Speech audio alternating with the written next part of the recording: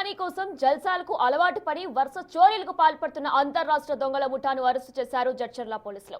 ముగ్గురు నిందితులు అదుపులోకి తీసుకుని రిమాండ్కు తరలించారు. వారి నుంచి 4 తులాల బంగారం, ద్విచక్ర వాహనం స్వాధీనం చేసుకున్నారు. 5 రోజుల క్రితం జడ్చర్లలో ఓ కిరాణా షాపు వద్దకు ద్విచక్ర వాహనంపై వచ్చిన ముగ్గురు వ్యక్తులు వాటర్ బాటిల్ అడిగి ఓ మహిళా మెడలోని 2 తులాల బంగారం గొలుసును అపహరించారు. బాధితురాలు ఫిర్యాదుతో కేసు నమోదు చేసిన పోలీసులు సీసీ కెమెరా దృశ్యాలు ఆధారంగా నిందితులను అదుపులోకి తీసుకున్నారు. నిందితులు ఏపీలోని అన్నమయ్య జిల్లాకు చెందిన వారిగా గుర్తించారు పోలీసులు.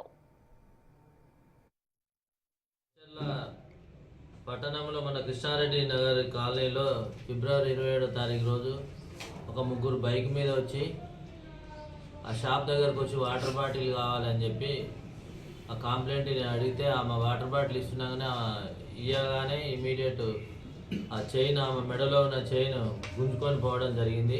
నిన్న సాయంత్రం 5 గంటలకు వెహికల్ చెకింగ్ చేస్తుంటే వాళ్ళు ముగ్గురు వ్యక్తులు అనుమానాస్పదంగా కనబడితే వాళ్ళని పట్టుకొని పోలీస్ స్టేషన్ తీసుకొచ్చి ఇంట్రాగేషన్ చేయడం జరిగింది. ఆ ఇంట్రాగేషన్ అంటే ముగ్గురు అంటే ఒకటి రాసూరి హరికృష్ణ, వీళ్ళందరిది ఆంధ్రనే అన్నమయ్య డిస్టిక్. రాసూరి హరికృష్ణ అనేవాడు పాత నేరస్తుడు అయినవి. ఇతని మీద ఒక గంజాయి కేసు ఉంది, ఒక చైన్ స్నాచింగ్ కేసు ఉంది. 2 కూడా ఆంధ్రలోనే ఉన్నాయి.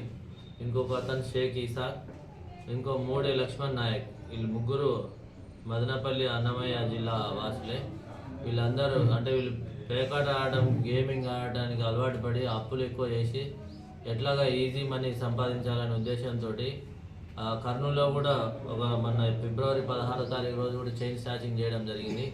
మళ్ళీ మన దగ్గర ఫిబ్రవరి 25వ తారీఖు రోజు ఇటికేల పోలీస్ స్టేషన్లో మోటార్ సైకిల్ దొంగతనం చేసుకొని వాళ్ళు తిరుగుకుంటూ వచ్చి మన దగ్గర 27వ తారీఖు రోజు చైన్ స్నాచింగ్ చేయడం జరిగింది. ఆ తర్వాత వాళ్ళని అరెస్ట్ చేసి వాళ్ళ దగ్గర 4 తులాల బంగారం అంటే మన దగ్గర 2 తులాలు పోయింది కదా, మన దగ్గర 2 తులాల బంగారం, ఇంకో 2 తులాల బంగారం ఏమో కర్నూలులో చైన్ స్నాచింగ్ చేసింది కదా, వాళ్ళది 2 తులాలు అంటే 4 తులాల బంగారం. ఆ బైకు ఇటికేల పోయిన బైకును కూడా రికవర్ చేయడం జరిగింది.